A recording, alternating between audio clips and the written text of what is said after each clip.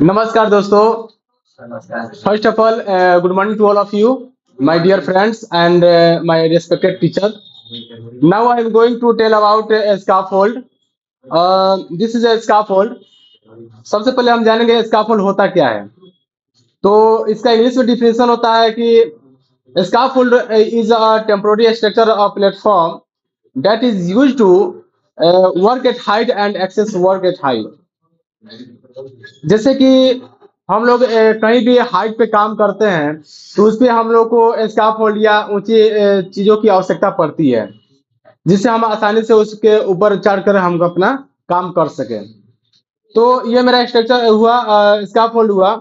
और जैसे कि स्काफोल्ड में के कुछ कंपोनेंट्स होते हैं, उसको जानना बहुत जरूरी होती है. तो स्काफोल्ड खड़ा करने के लिए यानी कि इरेक्शन करने के लिए बहुत जरूरी होता है, क्योंकि इरेक्शन करने से पहले हम लोग क्या करते हैं कि एरिया को इंस्पेक्शन करते हैं, जांच कर लेते हैं कि वो जो एरिया है कैसा है. तो सबसे पहले हमारे जैसे कि ये हमारा सोल बोर्ड हो गया, जो जमीन होता है, सतह होता है, वो सोल बोर्ड मेरा कहलाता है. तो सबसे पहले सोल बोर्ड को हम लोग चेक कर लेते हैं कि सोल बोर्ड मेरा गीला है या फिर सही है. अगर सही नहीं होगा तो उसको हम लोग क्या करते हैं, बराबर करके मजबूती से तब जाकर हम अपना स्ट्रक्चर खड़ा करते हैं. तो उस सोल बोर्ड के ऊपर हम लोग क्या करते हैं कि बेस प्लेट देते हैं. जैसे कि ये हमारा बेस प्लेट है, इसमें हम दिए हुए हैं, ये मेरा मॉडल है. जैसे कि ये मेरा बेस प्लेट हो गया, और इस बेस प्लेट के चारों कोना में एक छिद्र होता है, छेद होता है. उसमें हम लोग क्या करते हैं, सोल बोर्ड में पिन अप करते हैं, जिससे कि हमारा सोल बोर्ड मजबूती से जमीन में पकड़ ले. फिर उसके बाद से हम लोग स्टैंडर्ड उस पर खड़ा करते हैं. स्टैंडर्ड मेरा 4 होता है. अगर स्काफोल्ड मेरा छोटा है तो हम लोग स्टैंडर्ड या पोस्ट 4 ही देंगे. अगर लंबा लेंथ बढ़ाते हैं तो स्टैंडर्ड मेरा पोस्ट बढ़ सकता है. तो स्टैंडर्ड दे देते हैं चारों कोना पे. फिर उसके बाद से हम लोग क्या करते हैं, कीकर लिफ्ट देते हैं सबसे नीचे में. ये मेरा कीकर लिफ्ट हो गया. ये क्या करता है कि स्टैंडर्ड को पकड़ के रखता है, इधर उधर भागने नहीं देता है. फिर उसके बाद से हम लोग ब्रेसिंग देते हैं. ब्रेसिंग इसलिए दिया जाता है क्योंकि और उसमें मजबूती आ जाए, जिससे हिले डुले एकदम से नहीं. फिर उसके बाद से ऊपर में रनर दिया जाता है. जैसे कि जितना स्टेप हम बढ़ते जाएंगे ऊपर, उतना स्टेप मेरा रनर बढ़ते चला जाता है. फिर उसके बाद से ऊपर में हम आते हैं. ये प्लेटफॉर्म हो गया मेरा. जैसे कि जो प्लेटफॉर्म जिस पे हम लोग भार दिया जाता है उसको हम लोग बियरर बोलते हैं. जो हमारा बियरर जो होना चाहिए एकदम मजबूती से होना चाहिए, क्योंकि सारा लोड हम लोग उसी पे देते हैं. फिर उसके बाद से इसमें टोबोर्ड मैंने दिया है. टोबोर्ड इसलिए मैंने दिया है जैसे कि वर्कर कोई भी काम करता है, जैसे लूज मटेरियल उसमें हो गया तो उस पर से फॉलिंग ना है, जैसे नीचे ना गिरे. अगर वो नीचे गिरता है तो किसी को नुकसान हो सकती है, या फिर अगर वो सामान बहुत ही जरूरी है वर्कर के लिए तो फिर उसके लिए हमें नीचे आना पड़ेगा. इसमें क्या होगा, टाइम का लॉस होगा. तो इसलिए हम लोग क्या करते हैं, सबसे पहले हम लोग टोबोर्ड लगा देते हैं, जिससे हमारी परेशानियां ना बढ़े. फिर उसके बाद से आती है आपका मिड रेल. इसको नीरेल भी बोला जाता है. वर्कर के ठीक घुटना के सामने ये नीरेल या मिडल होता है. और उसके बाद से आता है सबसे ऊपर टॉप रेल.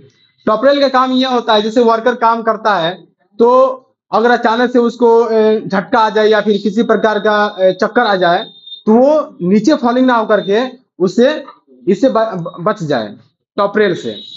ये हमारा कुछ हुआ. और फिर उसके बाद से जहाँ पे हमारा लैडर, जैसे ये हमारा लैडर हो गया इस प्लेटफॉर्म पे चढ़ने के लिए. जैसे आप लोग देख सकते हैं ये मेरा लैडर है, और लैडर के जस्ट पास में हम लोग क्या करते हैं, थोड़ा सा यहाँ पे भी टोबोर्ड दे देते हैं, क्योंकि इधर से फॉलिंग होने की चांसेस बनी रहती है.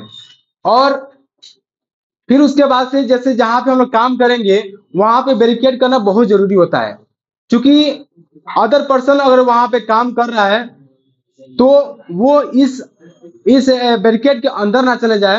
अगर वो अंदर जाता है तो उसको नुकसान या इंजर्ड हो सकता है, खतरा हो सकती है, या फिर उसको ज्यादा नुकसान भी उठाना पड़ सकता है.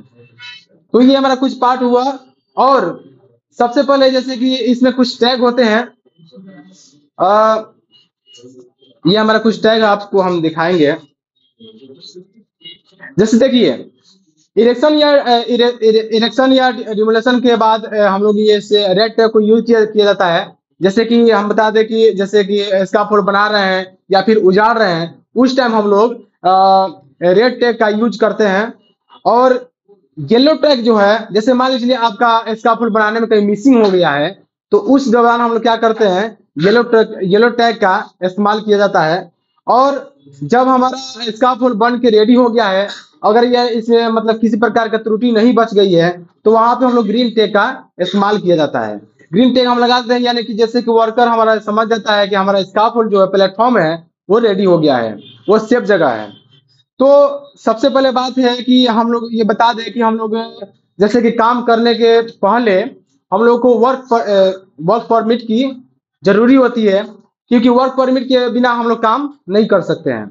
वर्क परमिट हमारा ये बताता है कि हमारा जो प्लेटफॉर्म है वो पूरी तरह से जांच है या इंस्पेक्टेड है, इसलिए हम लोग वर्क परमिट बहुत जरूरी होता है चेक करना, तब जा करके हम काम अपना स्टार्ट करते हैं।